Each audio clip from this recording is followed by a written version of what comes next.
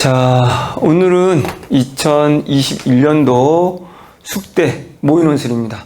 자, 우리 일단은 숙대 모의 논술은 크게 두 문제가 있고 지문이 좀 많아서 시간이 조금 촉박할 수 있고, 두 문제가 2000자, 그러니까 각각 1000자씩 2000자이기 때문에 분량도 적지 않기 때문에 우리가 지문도 또한 뭐냐면 다른 대학과 달리 교과서 지문보다는 외국 작가들 작품들의 지문을 넣었기 때문에 누누이 말하지만 우리나라 대학교 논술 수준 5 안에 드는 대학이다, 숙대 정도라고 이야기할 수 있는데, 그래서 오늘 숙대 문제를 1번 문제 그리고 2번 문제 1부 2부로 나눠서 한번 풀어볼 테니까, 자, 자신이 먼저 다운받아서 풀어본 것과 어떤 차이가 있는지를 보는 게 초점이지, 강의 들을 때 초점은 언제나 내가 지금 어떻게 접근했지? 근데 체인은 어떤 기준에서 어떻게 본 거지? 이거 보는 게 굉장히 중요하잖아. 자, 그러면 한번 봅시다. 먼저 이건 큰 틀에서 1번, 2번으로 나눠져 있고 지문들이 따로따로이기 때문에 한번 따로따로 볼게. 1번만. 자, 우리 문제 먼저 보자고 했어. 가와 나의 공통점과 차이점을 서술하고, 비교라는 말을 하지 않고 공통점과 차이점을 말했다는 말은 비교하고 달라. 그러면 공통점은 반드시 어느 정도 비중이 있다는 거야. 이건 공통점, 차이점이 있는데 공통점을 분명하게 언급하라는 거지. 이거는 그냥 비교라고 했을 때는 주로 우리가 차이점만 서술해도 되거든. 아주 큰 틀에서 공통범위만 빼고. 근데 이거는 공통점을 꼭 쓰라는 말이고, 서술하고, 다를 바탕으로 가나를 평가하시오. 그러면 다를 바탕으로 가와 나를 평가하시오 라고 돼 있단 말이야. 그럼 우리 평가라는 말, 분석이란 말 헷갈리지? 근데 이때 이 평가라는 말은 자, 똑같아. 이 다지문과 같은 관점을 가지고 있다면 만약에, 그럼 옹호하고, 왜 그럼 옹호하는지 이 근거를 써주면 되는 거잖아. 만약에 이게 반대다 라고 한다면, 다르다 라고 한다면 이제 뭐 하면 되고, 비판한다고 하면 되고, 왜 비판하는지 그 근거를 다해서 찾았으면 되는 것이지. 오케이. 자, 그렇다면 어떻게 나올지 모르겠지만 어쨌든 가나다 논술의 기본, 얘네들은 공통의 이야기를 하고 있을 것이고, 그 공통의 이야기가 뭔지 몰라. 공통의 우리는 범주를 찾을 것이고, 그런 다음에 이제 가나를 평가, 다의 관점에서 비판하기 때문에 다하고 나가 혹시 관점이 같은지 다른지, 아니면 얘가 얘네하고 더 완전히 다른 제3의 관점이어서 둘 다를 비판할지, 아니면 하나의 관점이어서 둘 중에 하나는 옹호하고 하나는 비판할지 모른단 말이지. 자, 그런 뉘앙스를 잘 찾아내는 게 중요할 것 같아. 자, 그러면 일단은 자, 독해가 또 중요하다고 했잖아. 그럼 우리는 기본으로 돌아가서 그러면 어떤 제시문을 먼저 볼까요? 이게 굉장히 중요하지. 기준을 잡은 제시문을 가지고 우리는 접근해야 되잖아. 그러면 기준을 잡은 제시문, 자, 그러면 여기에서 가는 산업 차원에서 디지털 기술 쭉 이야기하고 있습니다. 그 다음에 나는 4차 산업혁명에 관한 얘기를 하고 있고, 다는 쭉 봤더니 이것도 쭉 이야기했어. 그럼 이거는 어떤 문학이 있다라든가 영어가 있다라든가 또는 뭐 도표가 있다라는 게 아니기 때문에 뭘 먼저 봐도 크게 상관이 없는 게 되는 거지. 그래서 여기는 우리가 원래 비문학집을 먼저 보는 건데 뭘 먼저 봐도 상관은 없다. 그러면 이럴 경우에는 이제 내가 보는 관점은 다를 먼저 보지. 왜 다를 관점으로 비판하라고 했으니 다가 가와 나의 내용을 다 어느 정도는 포괄하는 공통의 범주가 강력하잖아. 이럴 경우는 다 쉽다, 문학이 없다 라고 할 경우는 뭐다? 기준, 평가하는 기준이 되는 제시문을 먼저 봐라, 이걸 추천합니다. 그래서 일단은 다를 먼저 보겠습니다. 자, 다를 한번 읽어볼게. 자, 우리 그동안 하지 않았던, 진작 했어야 되는데 우리가 이렇게 제시문을 보면서 채노가 어떻게 독해하는지 이거 보는 거 굉장히 중요하겠지? 한번 천천히 보자. 자, 맥스 태그마크 MIT 교수는 그의 책 라이프 3.0에서 AI의 위협을 이렇게 설명한다. 그러면 역시 독해야. 첫 문장 잘 봐. 우리 혹시 내 비문학 수업을 듣지 않는 친구들이 지금 잘 보고 뭐냐면 첫 문장 잘 보고 또 여러 단락이라면 첫 단락 잘 보고 첫 단락에서 뭘 이야기할지 예측하면서 읽어나가는 거 기준 뼈대를 잡아서 읽어나가는 게 굉장히 중요하지. 자, 그러면 AI의 위협이다. 첫 문장이 이게 보인단 말이야. 그러면 AI가 왜 위협이 되는지 또는 어떻게 위협을 할까? 그리고 또 뭐야? 누구를 위협해? 우리 인간을 위협하겠지 당연히. 산업혁명 시기에 우리는 인간의 근육을 어떻게 기계로 대체할 것인지 궁리하기 시작했고, 그러면 이 근육을 대체할, 아직 AI가 안 나왔어? 사람들은 근육보다 정신을 더 써서 돈을 더 많이 받는 일자리로 옮겨갔다라고 돼 있어. 산업혁명 시기에는 블루칼라 일자리가, 노동자 일자리가 화이트칼라로 정신 노동자로 옮겨갔고 대체됐고, 이제 우리는 우리의 두뇌를 어떻게 하면 기계로 대신할 수 있을지를 궁리해내고 있다. 그러면 이제 AI의 위협이라고 했으니 AI가 기계인가 보네. 그러면 이 AI의 위협, 그러면 이 기계의 위협, 얘가 우리의 뭐를? 정신을 대체한다는 얘기인가? 이렇게 되는 거지. 논리로 봤을 때, 자, 산업연구원에 따르면 고용계수 10억 원의 부가가치를 산출하는 데 필요한 고용자 수의 하락 속도도 제조업에서 심하게 나타난다. 그럼 이제 이거에 대한 부연 설명이 나와야 되는 것이지, 대체한다는 얘기가 나오겠지. AI가 우리 정신을. 근데 봤더니 고용계수를 보니까 10억 원의 부가가치를 산출하는 데 필요한 고용자 수가 하락 속도가 제조업에서 심하게 나타난다. 심하게 하락하고 있다. 2005년에는 13.46이었던 전체 산업 고용 개수는 2017년에는 4.22로 하락을 했고, 하지만 기계화가 집중적으로 이루어진 제조업에서는 같은 기간 9.7에서 1.88로 떨어졌다는 거지. 그러면 자, 이게 무슨 말이냐면 이게 포인트란 말이야. 그런데 자, 제조업에서도 제조업에서 기계화가 특히 집중적으로 이루어진 부분이지, 제조업에서 특히 요 기계화가 이루어진 부분은 바로 무려 9.7에서 77에서 1.88로 거의 90% 떨어진 거라고 보면 되겠죠. 거의 80%나 90%. 어쨌든 8, 90% 급락을 했다라는 거지. 지금 우리는 계속 뭐 생각하면서 읽으면 돼? AI가 우리 AI를 통해 우리 정신을 대체한다는데, 어쨌든 여기 봤더니 뭐 고용이 대체가 되고 있네. 전 산업 중 74%의 고용을 담당하는 서비스업에서도 18.63에서 6.68로 낮아졌다. 그러니까 지금 봤을 때 전체 산업 고용 개수는 4.2, 그 중에서 가장 큰 건, 하지만 기계화 부분은 집중적으로 제조업으로 이루어진 기계화 부분은 가장 크게 벌어졌다. 어쨌든 뭐 서비스업도 이렇게 떨어졌다. 계속 떨어졌다는 거지. 이렇게 떨어졌다. 거의 뭐 60% 이상. 기계와 자동화로 인한 고용 없는 성장을 단적으로 보여주는 수치다. 우리 땡땡 따옴표 고용 없는 성장을 단적으로 보여주고 있다라고 되어 있다는 거죠. 그렇다면 어쨌든 이 핵심은, 자, 우리 지금 AI가 우리 정신마저 대체하는데 고용이 없는 성장이다.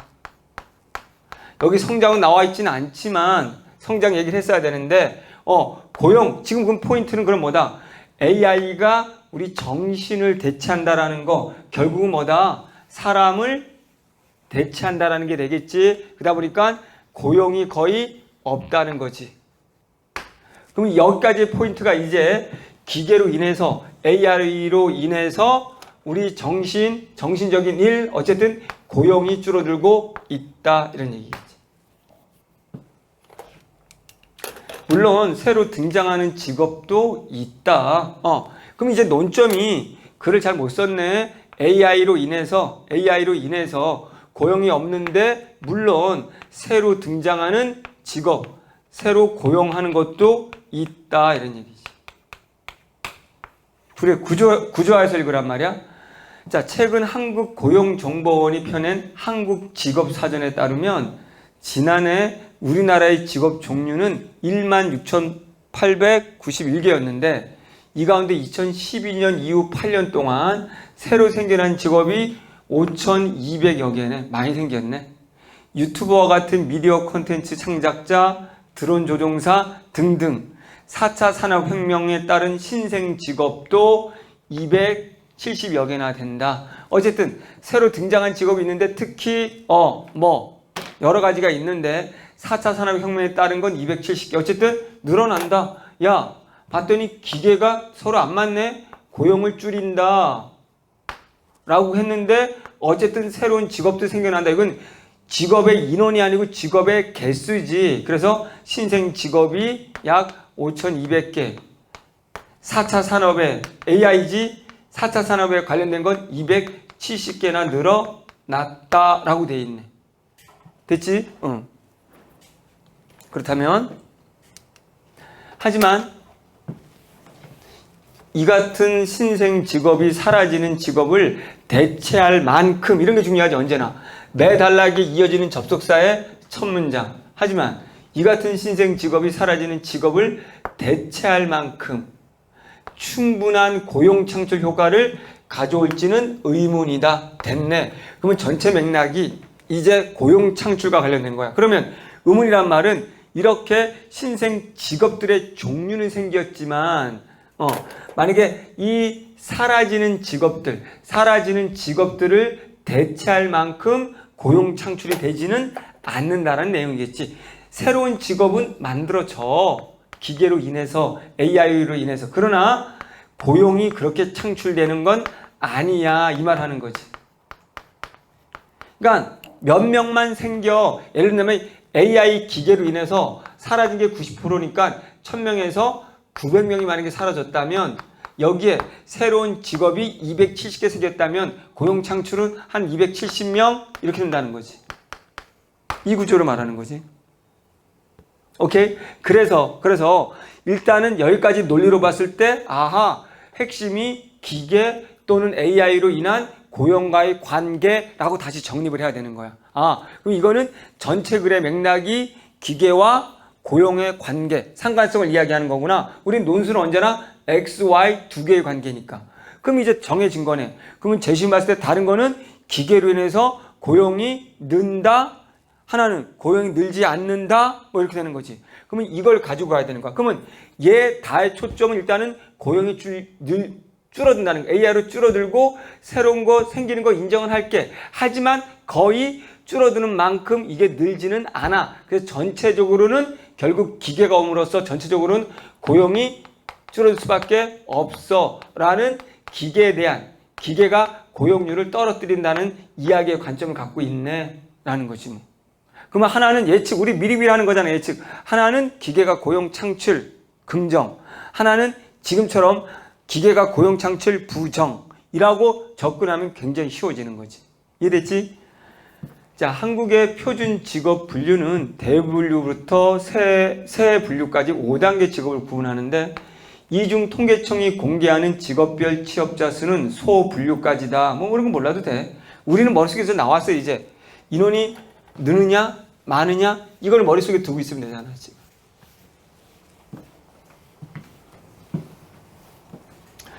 자, 그래서 소분류로 나눈 직업을 취업자 수로 나열했을 때 20위까지는 매장 판매 종사자 등등등 전통적인 직업이 포진해 있다. 중요한 포인트는 20위까지는 취업자 수잖아. 고용자가 전통적인 거야. 그러니까 이 말은 새로 나온 4차 산업 같은 기계적인 것들로 인한 직업의 취업자 수는 극히 적어. 이 말하고 싶은 거잖아. 결국 우리는 그것만 기대하면서 읽으면 되잖아. 그래서 21번째 컴퓨터, 그러니까 기계로 인한, AI로 인한 기계로 인한 취업자, 고용자 수는 계속 적어. 계속 이 말 하는 거지. 이걸 예측하고 가야 되는 거지. 무슨 말이지? 이거 문장에 매달리면 안 돼. 우리 채인우한테 논술을 듣거나 국어 듣는 친구들은 미리 뭐가 나올지 예측을 하고 가야 되는 거잖아. 자, 총 32만 어쩌고 전체 취업자 수에 이거에 봐. 결론은 1%에 지나지 않는다. 그래. 새로운 직업 생긴다고 인정할게. 기계를 통한. 그러나 그것들이 창출하는 이 취업자 수는 정말 1%에 지나지 않아. 이렇게 된 거지.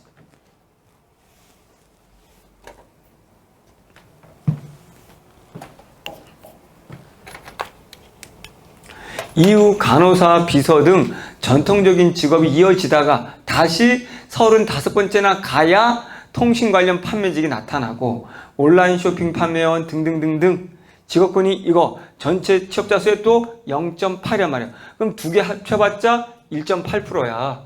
이런 식으로 과학기술이 발전하면서 기계라고 생각하면 되지. 그렇게 잘 못 썼어. 기계 또는 AI.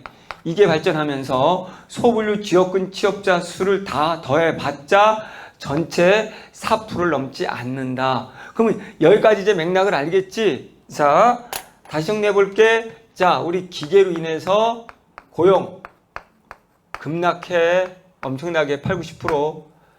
야, 그렇지만 기계가, AI 같은 기계가 새로운 직업도 만들어. 인정할게. 그러나 여기에 고용자 수는 정말 늘어나는 건 코딱지만큼이야. 아주 적어. 이렇게 얘기하고 싶은 거지. 전체 4%밖에 안 될 정도로. 따라서 결론, 따라서 기계는 결국은 우리의 인간을 대체할 거야. 고용을 줄일 거야. 인간을 대체할 거야. 이렇게 되는 거지. 그래서 기계와 고용의 관계에서의 부정적인 관점이라고 보면 되는 거지. 자, 일자리의 질 문제도 걱정을, 그럼 됐어. 여기까지는 기계와 고용에서의 숫자의 문제라면 이제 수, 양의 문제니까 이제는 뭘 얘기할게? 논리상. 기계를 가지고 기계와 일자리 중에 기계와 일의 관계네. 그 중에 일의 질. 그럼 안 봐도 질도 떨어져. 기계가 옴으로써 질이 떨어져. 새로 생기는 일자리의 질도 떨어져. 이렇게 돼야 되는 건가? 자, 모르겠어. 걱정이라고 했으니 질의 문제도. 미래 일자리 연구들은 대체로 고용 감소가 중간 일자리에서 벌어질 것으로 내다본다. 주로 땡땡 중요해. 그러면 이 기계가 생기면 이제 일자리가 사라지는 사람들이 질의 문제야. 지금 중간 고용자들, 우리 중간 일자리 정도에 있는 애매모호한 사람들, 이런 사람들의 일자리가 사라질 것이다. 그러면 질의 문제 계속 고민해야 돼. 자, 경제협력개발기구의 고용 전망을 보면 2006년 이후 10년간 중숙련도 일자리 비율이 줄어든 국가는 30개 조사국 가운데 29개국 됐어. 어쨌든 이게 줄어든다는 얘기야. 대부분 국가에서. 고숙련도와 저숙련도의 일자리는 국가별 사항에 따라 증감이 달랐다. 국가별에 따라 다르고 중숙련도 일자리가 가장 크게 줄어든 국가는 이런 나라들이었다. 감소율이 높고. 어쨌든 간에 나라마다 우리가 고숙련이 더 많이 올랐거나 또는 저숙련이 더 많이 떨어진지는 나라마다는 다르지만 공통점은 누구나 다 모든 대부분의 나라가 중간 일자리는 급락했다는 거야. 그러면 우리나라도 중숙련 일자리가 6.1%포인트 감소하여 OECD 평균보다도 높아. 고학력자가 고소득을 누리는 고숙련 일자리와 저학력자가 낮은 임금을 받는 저숙련 일자리로 양극화되고 있다는 거지. 양극화. 그러니까 결국 뭐다? 이 기계가 문제가 되는 게 뭐냐면 글을 잘 못 썼네. 일의 질의 문제라고 얘기했는데 그럼 일의 질의 문제가 뭔데요? 이거는 오히려 일자리 중에 중간 일자리들이 사라진다 이런 얘기지. 그러면 좀 더 잘 썼었는데 고숙련, 이 기계를 이용한, 정확히 말하면 고숙련자들은 고소득을 올리는 좋은 일을 하는 거라면 나머지 대다수는 이렇게 저숙련자고 일의 질이 떨어지는, 일자리의 질이 떨어진 일을 하게 될 것이다. 왜? 전체 맥락상 이 맥락은 고용을 줄인다. 기계가 가져오는 부정적인 관점을 봐야 되는 거잖아. 그러면 여기에 양극화라는 걸 초점을 맞췄을 때도 우리가 이 중에서도 초점을 맞춰야 되는 것은 일자리의 질이라는 걸 이야기했으면 요 질이 떨어진다. 이렇게 양분화되면서 이런 사람들이 사라지면서 이쪽으로 가는 거지. 이렇게 이야기를 했어야 되는 거거든. 근데 그게 조금 아쉽네요. 그렇게 글을 정확히 썼으면 좋았을 것을 조금 아쉽습니다. 자, 그러면 전체 맥락은 이해했지. 그럼 이 맥락을 가지고 이제 나머지 질문 한번 가볼게. 그럼 이제 가를 가도 되고 나를 가도 됩니다. 그럼 이제 가부터 가볼게. 자, 그럼 이제 앞에 이 다의 내용과 어떻게 같은지 다른지 쉽게 말하면 기계로 인한 일자리가 더 늘어나는지 줄어드는지 긍정인지 부정인지만 찾으면 되지. 일단은 그러면 가를 봅시다. 가에서는 산업 차원에서의 디지털 기술은 아예 기계 중에 큰 범위의 기계 중에 이는 디지털 기술로 와버린 거야. 구체화되는 거지 이제. 그러니까 다라는 평가 기준이 되는 제시문이 큰 범위를 제시하면 이제 가와 나는 평가 대상이 된 애들은 세부적으로 들어오는 거지. 기술 중에서도 뭐 이렇게 들어오는 거지. 그러면 디지털 기술은 일자리 창출에는 상대적으로 작은 역할만 했을 뿐이다 라고 돼 있네. 그렇다면 이거는 뭐다? 결국은 그렇다면 이거는 가와 이것만 봤을 때 다는 같은 관점이 돼버리는 거지. 왜냐면 첫 문장 자체가 중요해. 첫 문장이 디지털 기술이라는 이 기술은 일자리, 고용, 창출에 상대적으로 아주 작다니까 거의 일자리를 일으키지 못한다. 이런 뉘앙스잖아. 그러니까 이제 일자리, 자, 앞에 그분하고 똑같은 거지. 그래, 새로운 일자리가 생기는 건 인정할게. 그러나 사회 전체적으로 고용률이 늘어나는 데는 도움이 되지 않아. 오히려 일자리 더 전체적으로는 줄일 뿐이야 이런 얘기지.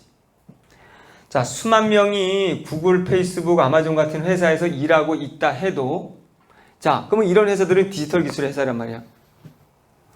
해도 그 숫자는 아날로그 산업인 이를테면 포드 자동차와 같은 회사의 고용자 수에 비하면 세 발의 피다. 그러니까 결국은 이렇게 전통적인 산업들, 제조업들 이런 것들은 인력을 많이 고용하는 반면에 새로운 디지털 기술들은 인력을 창출해내지 못한다. 상대적으로.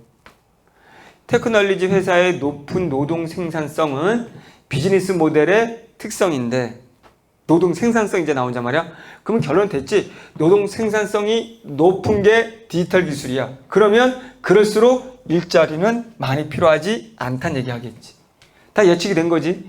자, 이들 회사는 기숙사 방에서 한 명이 시작했다가 급속히 성장하여 수백만, 수십억의 고객을 모을 수도 있다. 그에게 맞게 공장, 창고, 매장 등의 인프라를 갖추거나 월급과 복지 혜택을 제공해야 되는 직원을 두지 않고서도 말이다. 지금 고객을 수십억 명 얻을 수 있는데 그게 이런 직원을 두지 않고도란 말은 결국 뭐야? 일자리 창출하지 않고도 뭐한다? 노동 생산성을 높일 수 있다 이거지. 그러니까 디지털 기술은 생산성은 높이는 반면에 뭐한다? 그만큼의 일자리는 높이지 않는다. 계속 다하고 같은 거지. 그래, 인정할게. 새로운 일자리 생기는 거. 하지만 전체에서는 효과 없어. 계속 같은 관점이지. 읽으면서 같이 보는 거잖아, 논술은.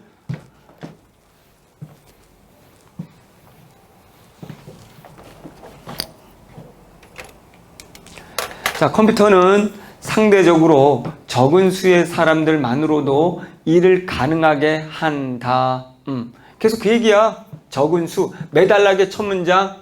상대적으로 적은 수. 계속 이거지. 컴퓨터, 기계, 기술, 디지털 기술은 일을 가능하게 한다. 데이터 센터 건설에는 수만 제곱미터의 부지와 수십억 달러의 자본이 들어가지만 필요한 직원은 건물을 짓는 데는 디지털이라는 센터를 만드는 건물에는 수많은 돈이 들어가고 수많은 땅이 필요할지 모르겠지만 직원은 지금 우리 계속 고용이야, 고용. 몇 명 안 된다 이런 얘기지. 인스타그램 같은 회사가 북컬처와 거의 같은 숫자의 직원만으로도 단 몇 년 만에 세계적인 사진 기업이 되었고, 페이스북에 인수된 시점에는 10억 달러의 기업 가치를 갖는 시기다. 미국 테크놀로지 회사 중에 유일하게 미국 내의 직원 수가 상위 20%에 드는 곳은 휴렛 패커드 뿐이다.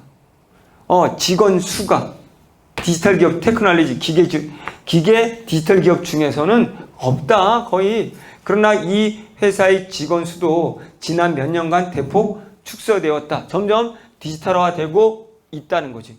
그러면 계속 무슨 얘기를 하고 있는 거야? 지금 디지털 기술이 바로 일자리를 늘리는데 도움이 되지 않는다. 오히려 노동 생산성이 높아지면서 일자리는 줄어들고 있다. 이 얘기를 하고 있는 거지. 자, 모든 사람, 아니 대부분의 사람들이 기술 진보의 혜택을 자동적으로 누린다는 경제 법칙은 없다. 이게 유사한 거네. 자, 디지털 기술에 우리가 혜택을 모두 자동적으로 누리지는 못한다. 혜택을 모두 공평하게 누리지는 못하는 거지. 그래서 아까 다를 본다면 살짝 다에서도 뭐다? 우리 고숙련자들과 저숙련자가 있으면 이들만 혜택을 누리는 게 되는 거겠지. 이건 혜택을 누리지 못하는 거겠지. 이 얘기가 똑같은 거겠지. 자, 경제학자 에릭 브린열푼슨과 앤드루 맥카피는 2012년 발간한 기계와의 경쟁이라는 획기적인 책에서 기술 진보와 일자리 창출 간의 격차가 벌어지고 있음을 다 알아? 계속 그 얘기하지 뭐 없어? 기술 진보, 기술이 발전하면 발전할수록 일자리 창출 간의 격차가 더 벌어지겠지. 안 생긴다는 거지. 기술 발전이 가져온 실업 위협은 현실이다. 계속 일자리, 실업률이 더 늘어난다는 거지. 이들은 기술 진보를 두려워하는 기술 혐오주의자가 아니다. 그들은 이전 산업화, 공업화 시대의 기술 도약기에 벌어졌던 노동의 파괴를 지적하면서 이거야 생산성 증가가 중산층의 부와 일자리 창출로 이어졌는지 밝힌다. 결국 뭐다? 생산성이 증가됐다고 해서 지금의 테크놀로지의 생산성은 중산층의 부와 일자리로 창출되지 않았겠지. 그래야 같은 맥이 나게 되는 거지. 중간층이 오히려 일자리가 사라진다라는 거지. 이렇게. 무섭지. 쌤이 이거 읽으면서 굉장히 무섭던데. 여러분의 시대 얘기야. 나는 몇 년 후면은 그냥 인생을 정리하면서 감기를 따면 되지만 여러분들은 과연 여러분 시대에 맞은 일이란 말이지. 그러니까 공부 열심히 해야 되는 거고, 논리를 알면 AI 이길 수 있거든. AI의 알고리즘이 논리거든, 논리. 우리 그래서 뭐든지 만들어낼 수 있으니까 논술 열심히 하고, 논술로 대학 간 친구들이 농담이 아니고, 선생님, 대학 교수들 친구들 얘기 들어보면 대부분이 논술로 들어온 애들이 다 탑한다는 거지. 글쓰기, 논리 이런 걸 다 알기 때문에. 단순히 내신 잘하고, 단순히 문제 많이 풀어서 스킬 좋은 애들만 어디로 왔더라도 걔네들은 자금 못 받고 성적이 안 좋다는 거지. 사고력이 떨어지고. 자, 지금이 그때와 다른 점은 디지털 경제가 일자리 창출에 실패하는 가장 중요한 이유는 인간의 노동력을 최소화하는 것이 기본 목표이기 때문이다. 야, 왜 이렇게 요즘은 그렇다면 이렇게 자꾸 일자리가 줄어? 예전과 달리 지금의 목표는 뭐다? 오히려 인간이 일을 안 하게 하는 거란 말이야. 인간을 편하게 하려고 하다 보니, 노동력을 최소화하려고 하다 보니 자꾸 일자리가 늘지 않는 거야. 이렇게 되는 거지. 똑똑한 기계들의 가격이 내려가고 성능도 좋아지기 때문에 점차 인간의 노동, 특히 공장과 같이 상대적으로 구조화된 환경에서 가장 반복적이고 틀에 박힌 일들을 대체할 것이다.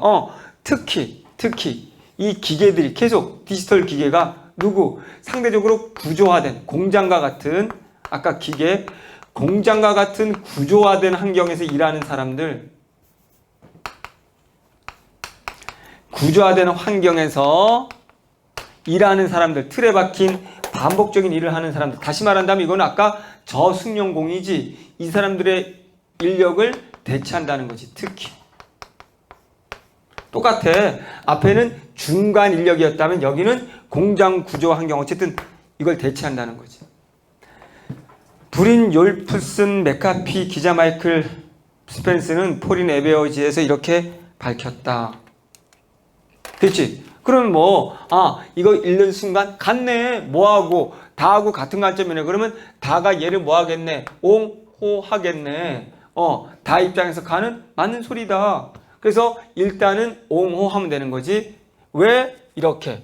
디지털 기술이 철저하게 일자리를 창출해낼 수 없는 것이고 그 이유는 노동 생산 때문이고 어쨌든 간에 공정한 구조와 같은 환경이라는 저숙련자들에 대해서 분명히 가장 많은 대체, 중간 계층의 대체가 일어남으로써 일자리가 늘지 않는다는 건 같다라는 걸로 옹호하면 되는 거지. 그 다음에 이제 그러면 안 봐도 살짝 나는 다와 다른 일자리 창출에 도움이 된다라는 얘기일 것이고 그런다면 동시에 우리 문제가 같이 봐야 돼. 이제 가도 동시에 생각해야 돼. 문제가 뭐였냐면 요거 공통점과 차이점이잖아. 그러면 차이점도 생각하면서 공통점도 생각하면서 읽어야 되는 거야. 그러면 나를 보겠습니다. 4차 산업혁명의 시대에는 일자리가 만들어지지 않을 것이라는 주장이 강하게 대두되고 있다. 그럼 일단 공통점이 4차 산업이지. 그러면 자, 나를 읽고 있으면서 동시에 우리 가를 생각해 보자고. 공통점은 4차 산업. 우리 같이 읽어볼게. 가에서는 디지털. 4차 산업이라고 쳐. 요런 것들이 고용, 일자리에 미치는 영향. 이거는 공통 범주지. 일단은 어떻게 영향을 미치는지 4차 산업이 또는 4차 산업의 첨단 기술이 어떻게 고용에 영향을 미치는지는 공통점.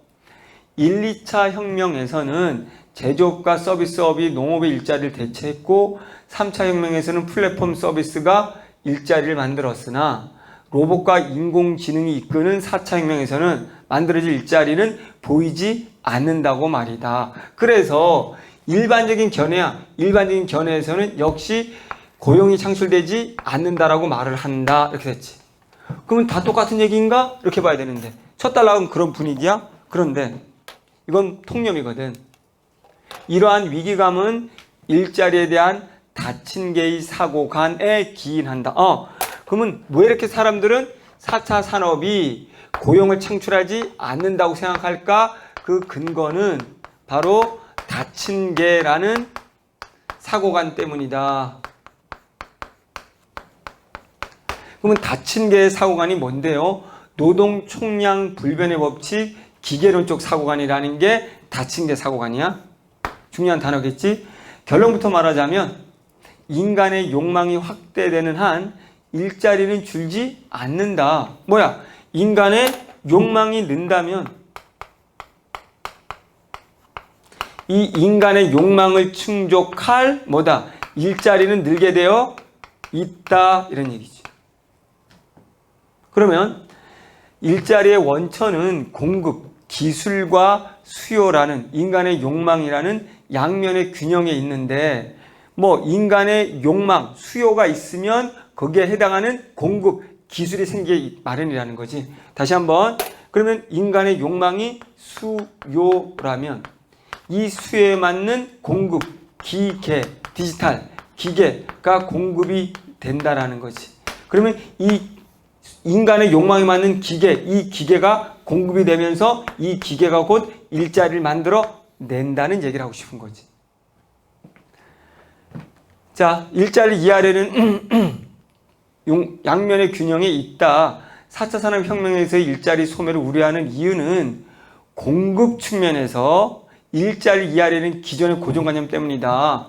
무슨 소리냐면 글이 좀 어려울 수는 있는데 잘 썼어. 그러니까 이 4차 혁명에서 일자리가 사라진다고 걱정하는 것은 공급 측면에서 보니까 그렇지. 공급 측면의 말은 이 기계라는 걸 먼저 생각하니까 일자리가 주는 것처럼 보이지? 아니야. 이 작가는 얘를 공급 측면을 기준으로 보지 말고 얘를 봐봐. 그러면 얘 수요가 계속 생기면 이 수요를 충족하려고 기계와 일자리가 계속 생겨. 이렇게 된다는 거지. 얘가 하고 싶은 얘기는. 근데 기존에 닫힌 개 사람들은 일대 노동 총량은 정해져 있고 그리고 기계론적 사고란 말이야. 그러니 기계 중심이다 보니 기계가 있으니까 당연히 우리 인간의 욕망 우리 다 충족 채울 수 있기 때문에 더 이상 늘지 않을 거야 라고 생각한다는 거지. 근데 그게 아닌데. 자, 경제는 공급과 소비의 두 축으로 구성된다. 일자리 총량 불변의 법칙은 일자리는 변하지 않는다. 똑같다는 거지. 인간의 욕구가 유한하다는 가정에서만 유효하다. 야, 일자리 얘네를 까는 거야. 얘네들은 노동 총량이라는 말은 야, 일자리는 정해져 있어. 일자리 수는 늘어나는 게 아니야. 언제나 똑같아. 그러면 니네 이 말이 맞으려면 인간의 욕망은 한계가 있어야 돼. 더 이상 욕망이 상승되지. 더 이상 욕망이 없다면 일자리도 동일하다는 니네 말이 맞아. 근데 아니거든. 나는 기준을 예로 볼 거야. 인간의 욕망으로. 인간의 욕망은 끝이 없잖아. 그러니까 인간의 욕망은 끝이 없이 올라가니까 일자리도 끝없이 올라간단 말이야. 늘어난다고. 왜? 인간의 욕망이 늘어나면 그 욕망에 맞는 기계가 생기고 그 기계가 일자리를 만들어 낼 거니까 이렇게 된 거란 말이지. 자, 어려운 글이야. 자, 그래서 내가 숙제를 좋아하는 거야. 이 논리관계를 읽어내야 돼. 논리관계. 안 그러면 이거 못 맞춰. 자, 경제는 그렇지. 유효하다. 인간의 미충족 소비 욕구가 있으면, 이 말은 인간의 욕구가 계속 있다면 충족되지 않은, 그러면 일자리는 생길 수밖에 없다지. 새로운 일자리가 만들어질 수 있다라는 거지. 다시 한번. 얘는 계속 우리는 예측하고 있었어. 나는 자, 첨단 산업이, 디지털 산업이 무슨 산업이었어? 4차 혁명이, 4차 산업으로 인해서 4차 혁명이 일자리를 창출하지 못한다라고 생각하는데 그 근거는 얘네들이 다친 개 사고야. 다친 개 사고는 뭐를 중심으로 보냐면 노동 총량이 정해져 있다라는 것과 기계를 중심으로 보기 때문이야. 그런데 아니야. 뭐를 중심으로 봐야 되냐면 수요인 인간의 욕망을 기준으로 봐야 돼. 얘를 기준으로 본다면 욕망은 끝이 없거든. 그러면 이 욕망이라는 수요를 채우기 위해서 기술은 더 발전할 것이고 기계는, 그럼 이 기계가 그래서 일자리를 계속 늘릴 거야. 무슨 정해져 있긴 뭐가 정해져 있고 왜 기계를 중심으로 봐? 인간의 욕망을 기준으로 봐야지 이거지. 그래서 계속 얘는 반대로 이제 가와 다의 반대로 4차 산업, 디지털 산업이 오히려 뭐다? 끊임없이 일자리를 창출해 낼 것이라는 거에 긍정적인 한 표를 던지고 있다는 거지. 자, 그러면 주지 않는다. 여기가 아니지? 일자리 이어질 수 있다. 이제 4차 산업혁명은 자기 표현과 자아 실현이라는 나의 욕구를 충족시키는 인문혁명으로 돌입하고 있다. 그러면 요게 이제 뭐냐면 4차 혁명은 인간의 욕망인 자기 표현, 자아 실현이라는 자신의 욕구를 충족해 준단 말이야. 그걸 충족하기 위한 기계, 기술이 바로 4차 산업이란 말이야. 이거란 말이지. 자, 즉 4차 혁명의 새로운 일자리는 계속 일자리가 생기는 거야. 주로 자기 표현을 위한 개인화된 소비에서 창출될 것이다. 그러니까 요 자기 표현, 자아 실현을 위한 걸로 발전할 것이다. 요게 일자리가 생길 것이다. 일자리가 어떤 일자리냐면 자기를 표출하는 일자리, 이런 거라는 거지. 자, 새로운 일자리는 주로 자기 표현을 위한 개인화된 소비에 실천할 것이다. 소비가 정체성을 결정하는 경험 경제가 도래하고 있습니다. 경험 경제, 자기 개인의 경험을 이제 경제와 자본화한다는 거지. 그래서 우리가 쉽게 말하면 그냥 유튜버들 자신의 경험, 자신의 먹방, 자신의 이런 것들을 찍어서 올림으로써 개인의 욕망을, 경험을 드러냈더니 그게 일자리가 됐고 그걸로 수입을 얻는다는 거지. 그 얘기가 쉽게 말하면 개인화된 마침 서비스가 일자리의 원천이 된다는 것이다. 개인화된 맞춤 서비스야. 그러니까 결국 뭐냐면 4차 산업에서의 일자리는 개인의 맞춤, 개인의 자아, 그러니까 어쨌든 개인 맞춤 서비스다 이런 얘기야. 다른 건 없고 요거지. 이런 게 늘어난다 이런 얘기지. 지금 여성들의 개인별 맞춤 코디 욕구는 고비용의 한계로 제한되고 있으나 미래에는 인공지능과 인간의 융합지능을 저비용으로 서비스해서 싸기 때문에 이런 인공지능이라는 기술이 싸지기 때문에 어쨌든 누구나 이걸 코디를 다 할 수 있는 일이 생길 거라는 거지. 개인별 맞춤 미디어도 마찬가지다. 개인별 미디어 맞춤 다 알지? 유튜브. 숱한 저가의 개인별 맞춤 서비스가 잠재된 인간의 자기 표현 욕구를 충족시켜야 될 것이다. 맞춤 서비스.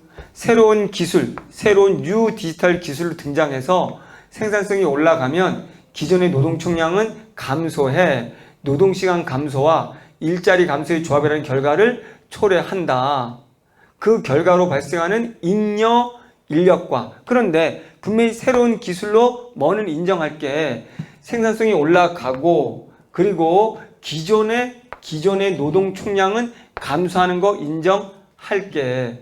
노동시간 감소와 일자리의 감소의 조합이라는 결과를 초래하는 건 인정할게. 그 결과 발생하는 잉여 인력과 잉여 시간이 새로운 일자리의 공급과 수요를 창출한다는 거야. 그러면 앞에 하고 똑같은 건 그래. 우리도 일단은 공통점으로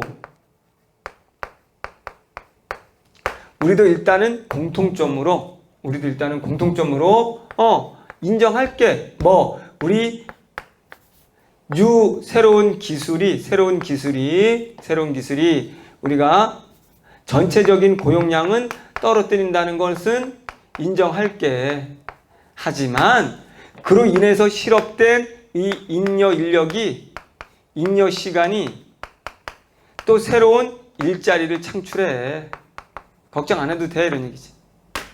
일자리의 본질적 의미는 가치의 창출과 가치 분배의 연결고리이며 여기서 전제 조건은 수요를 뒷받침할 분배 구조와 공급을 뒷받침할 교육 구조이다. 그러면 이 잉여 인력들이 일자리를 창출하기 위해서 중요한 전제 조건이 바로 뭐냐면 이 수요를 뒷받침할 어떻게 그들에게 그 욕망을 실현해서 돈을 얻을 수 있을지 분배. 그러면 어떻게 그들에게 잉여 인력들이 일을 할 수 있는 기술을 공급할 수 있을지. 그럼 나한테 디지털 기술을 공급해줘라. 나 잉여 인력이야. 지금 잘려서 놀고 있어. 그럼 나도 새로운 나의 개인 맞춤형 일자리를 만들어야 되겠어. 그런 교육이 필요하다. 그러면 디지털 유튜브 생산하는 방법 등등을 교육하는 것이 필요하다는 거지. 자, 우리가 그렇다면 이걸 통해서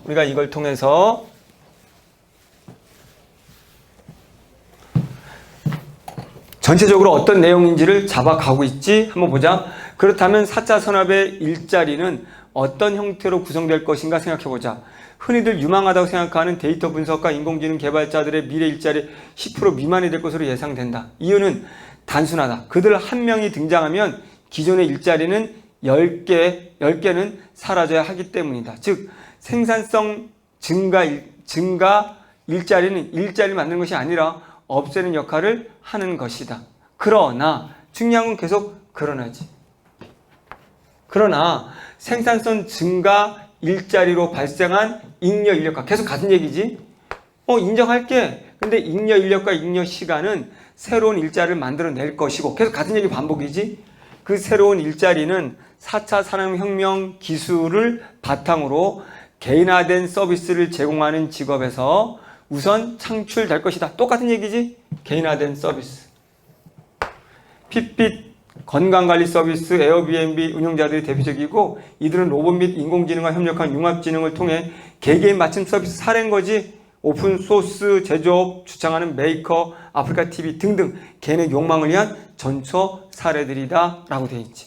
그럼 다 됐네. 자, 우리가 큰 틀에서 우리가 전체적인 이야기를 한번 해봤습니다. 그러면 전체 우리 구조가 지금 보이지? 전체 구조가 보이기 때문에 다시 최종적으로 정리한다면 다 입장에서는 똑같이 우리가 새로운 뉴 산업이라고 하자. 뉴 기술이라고 하자. 최첨단 기술이 다에서는 부정적으로 뭐에? 고용 창출에 부정적이다. 그러면 같은 관점으로 가에도 새로운 것이 고용 창출에 부정적이다 라고 했고, 둘 다 공통적이고 특히 중간층 구조화된 이런 산업들의 인력들이 사라질 것이고, 그래서 불평등, 부는 쏠릴 것이다. 그래서 질의 문제도 있다 이런 얘기고, 반면에 이제 이들과 다른 나는 그래 총 생산량이 총 고용량이 뉴 기술로 인해서 똑같이가 총 고용량이 준다는 거는 인정할게. 그러나 충분히 그 잉여 인력들이 우리는 노동 고용을 창출해 낼 거야 라는 거지. 그러기 위해서 필요한 거는 분배 구조와 거시기야 라고 하는 거지. 그렇기 때문에 얘는 얘를 옹호하고 얘는 얘를 비판하겠지. 아니야 봐라, 이렇게 늘어난다고 할지라도 새로 많은 잉여로 인해서 많은 일자리 수가 늘어난다고 하더라도 고용자 수는 결국 늘지 않았어 라고 비판하면 되는 거지. 그러면 가와 나를 비교할 때 공통점은 이 디지털 산업이 어떻게 우리의 고용과 산업 구조에 변화를 주는가 라는 것을 이야기하고 있다는 것이지. 그리고 공통점 두 번째는 전체 고용량은 디지털로 인해서 줄어든다는 건 공통점이지. 그래서 차이점이 있다면 이제 얘네들은 어쨌든 디지털로 인해서 일자리는 생길지 모르겠지만 그것들이 고용의 효과는 없다라는 것이고, 여기에 나에서는 이 디지털이 잉여 인력에 의해서 욕망에 의해서 끝없이 욕망이 있는 한 일자리 고용은 계속 늘어날 거라고 본다는 것이지. 이게 바로 전체 맥락에서의 우리가 정리되는 부분입니다. 그러면 우리가 잠시 쉬었다가 잠시 후에 두 번째 문제로 갈 것이고, 두 번째 문제로 가기 전에 여기 모범 답안을 한번 읽어보고 한번 진행하도록 하겠습니다. 잠깐 기다려 주세요.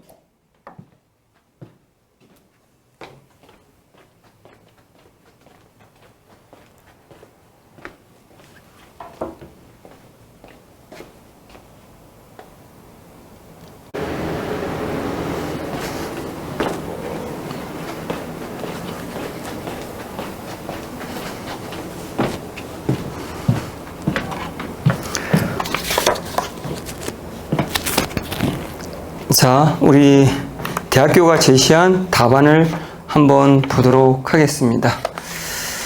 자, 예시 답안 읽어보도록 하겠습니다. 같이.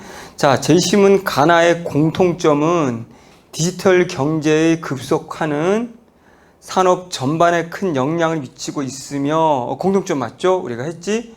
이로 인해 고용의 변화, 산업 구조의 전망, 변화를 논하고 있다. 이것도 공통점이죠.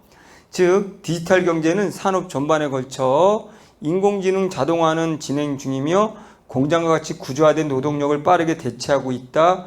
동시에 새로운 일자리도 만들어내고 있다라는 것까지는 인정한다. 여기까지 공통점이죠. 근데 좀 아쉽죠? 분명히 총량의 변화에는 있다라는 것도 이야기를 해야 되는데, 어쨌든 요거 공장과 같이 구조화된 노동력을 대체하고 있다. 요걸로 가면 될 것 같고, 그러면 가부터, 그러나 가는 디지털 경제의 가속화가 인간의 노동을 대체하고 있는 방향으로 가고 있어서 실제 산업 현장에서는 고용 인원 감소로 나타나는 부정적인 영향을 드러내어서 디지털 경제의 급속한 이행에서 실제 고용 창출이 이어지지 아니하는 부정적인 측면을 강조하고 있다. 가는 핵심이 부정적인 측면이다. 뭐다? 인간의 노동을 대체하고 있다. 부정적이다. 됐지? 반면 나는 디지털 경제는 자기 표현과 자아 실현하는 개인화된 맞춤 서비스에 새로운 일자리가 만들어질 것이라는 긍정적 고용 전망을 내놓아 입장 차이를 보이고 있다. 나는 노동 총량이 감소하여 발생하는 잉여 인력과 잉여 시간은 결국 새로운 일자리를 만들어낼 것이라는 긍정의 주장이다. 됐지? 그럼 이제 다 얘기를 해야 되겠지? 비교 앞에까지 했고, 공통점 차이 얘기했고, 이제 비교를 통해서 우리가, 비교를 얘기했고, 다 한번 보겠습니다. 다. 제시문 다에 의하면 자동화, 디지털화 산업 구조의 변화로 인해 해마다 산업 고용 개수는 낮아졌고, 핵심이지 디지털 변화로 산업 고용 개수 낮아졌고, 기계화, 자동화, 인공지능 등으로 고용 없는 성장 됐지, 일자리가 증가하기보다는 중간 일자리 등 중숙련 일자리가 감소, 고소득 고숙련 일자리와 저임금 저숙련 일자리로 양극화되는 현실이라는 문제를 제기하고 있지. 그렇다면 자, 그다음 달라. 다의 관점에서 디지털 경제, 인공지능 등 새로운 기술과 산업이 특징인 미래 산업이 새로운 일자리를 다수 만들어낼 것이라는 전망에 대해서 제시문 가와 다는 비슷한 논지를 전개하고 있고, 그렇지, 가와 다는 비슷하지 부정적으로 보고 있잖아. 그러면 즉 4차 산업혁명 일자리가 만들어내지만 이건 인정할게. 전체 일자리 총량 규모면에서 다소 부정적이라는 입장. 이런 점에서 제시문 가는 제시문 가 입장과 비슷. 반면 나에 나타난 고용 창출의 긍정적인 주장에 대해서는 반대되는 비판 입장을 취하고 있다. 즉 나 주장대로 자기 표현을 위한 개인화된 서비스, 인간의 잠재된 자기 표현 욕구를 충족시킬 만한 새로운 일자리는 생겨날지 모르지만 핵심, 전체 일자리 총량은 늘지 않는다. 인정은 할게, 늘지 않아. 다에서 나타난 일자리 감소나 대체 가능성이 높은 중숙련 일자리의 감소 문제와 같은 문제를 고려한다면 부정적으로 보고 있다. 디지털 경제가 고용 없는 성장이라는 현실 문제를 안고 있기에 디지털 경제나 4차 혁명과 관련하여 일자리 문제를 논할 경우 일자리가 줄어드는 부정적인 측면을 고려해야 된다라고 하면서 다의 입장을 통해 우리가 나의 입장을 까고 있습니다. 이렇게 해서 우리가 전체 맥락적으로 어떻게 봐야 되는지를 문제를 풀어봤고, 잠시 후에 2교시에 두 번째 문제로 넘어가 보도록 하겠습니다. 잠시 기다려 주십시오.